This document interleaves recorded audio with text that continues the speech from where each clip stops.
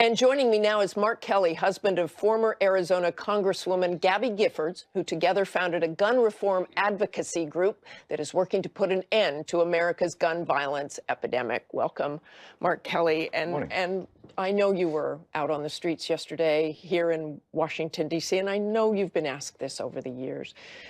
But why is this different? You've been so disappointed in the past after Newtown. Why is it different?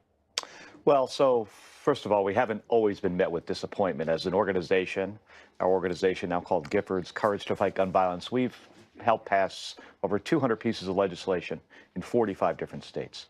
So in the states, we have a lot of success. Disappointment here in Washington, D.C., time and time again, that's true. I think it's different because we've arisen, these young people seem quite motivated, and they realize that they have been dealt a incredibly difficult set of circumstances, have been put in a horrible position. I mean, to be in a school and have somebody show up and shoot at them, kill their friends and teachers, and they want to see change. So that's why I think this could be different. What would you tell those students from your own lessons learned, like whether they're alienating people? What can they do? I noticed a lot of anti-Trump signs out yesterday, for example. Is that the way to go? Well, but what you may have also noticed is none of them on the stage said Democrat or Republican. I don't think it was said once, right? They realize that this needs to be a bipartisan approach to change.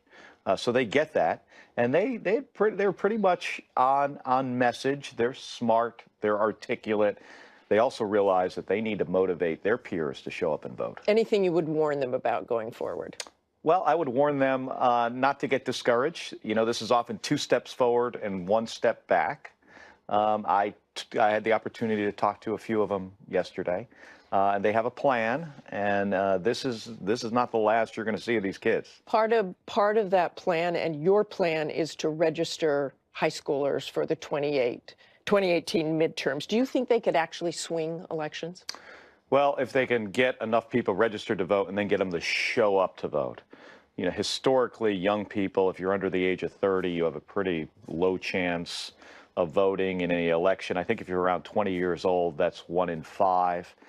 If you could change that number to 2 out of 5 people, that would have a powerful impact.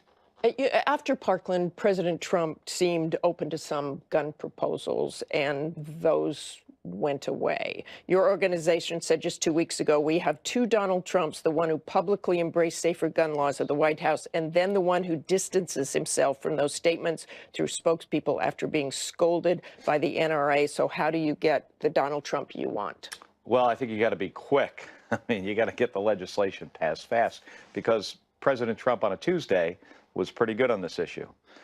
I think he saw the National Rifle Association in the Oval Office on Wednesday.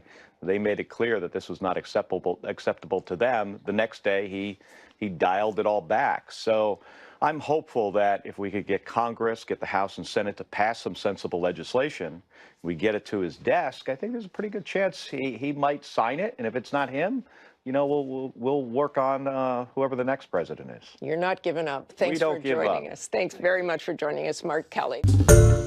Hi, everyone. George Stephanopoulos here. Thanks for checking out the ABC News YouTube channel. If you'd like to get more videos, show highlights, and watch live event coverage, click on the right over here to subscribe to our channel. And don't forget to download the ABC News app for breaking news alerts. Thanks for watching.